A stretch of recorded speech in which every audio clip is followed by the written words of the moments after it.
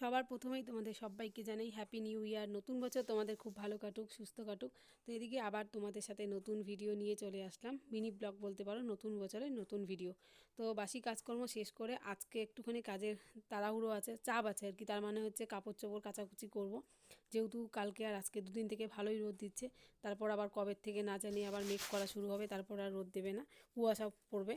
তো যেহেতু সামনে পৌষ সংক্রান্তি, তাই ভাবলাম পৌষ সংক্রান্তির কিছু কাজ এখন থেকেই এগিয়ে রাখি।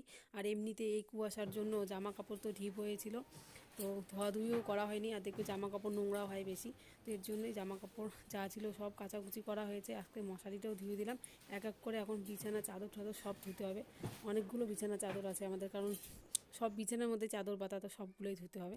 তাই হালকা, যাতে একদিনে অনেক কাপড় কাচতে না হয়, তাই আগের থেকেই কাজ একটুখানি কমিয়ে রাখছি।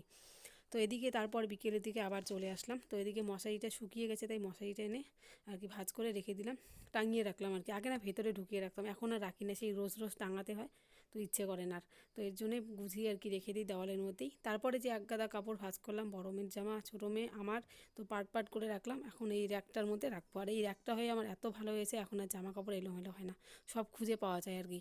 তো এই যে গোছানো শেষ, এখন যাব হচ্ছে একটুখানি মাথায় তেল দিতে। আসলে সকালের দিকে শ্যাম্পু করেছিলাম, তাই আর কি মাথার মধ্যে তেল দিতে হবে। আমার শ্যাম্পু করার পর মাথায় তেল না দিলে খুব মাথা ব্যথা, আর আমার মাথায় তেল পড়লে আমার মাথা ব্যথা শেষ। তো মাথায় তেল টেল দিয়ে এখন যাব হচ্ছে উঠোনটা ঝাড় দিতে। অনেক পাতা পড়েছে, আর এখন দেখি একটুখানি না হাওয়া চালায়, আর হাওয়া চালালেই এত পাতা পড়ে। যেহেতু গ্রামের বাড়ি দেখবে গাছপালা অনেক বেশি থাকে, তাই একটুখানি হাওয়া চালালেই পাতা পড়ে। তো উঠোনটা ঝাড় দিয়ে আর কয়েকটা ভিজে কাপড় আছে, ওগুলো বারান্দায় মেলে দেবো, এই যে দেখতেই পাচ্ছ। তো দিয়ে তারপর আর কি যাবো একটুখানি রাস্তায় মেয়েকে নিয়ে হাঁটাহাঁটি করতে। তো কেমন লাগলো ভিডিওটা অবশ্যই জানিও।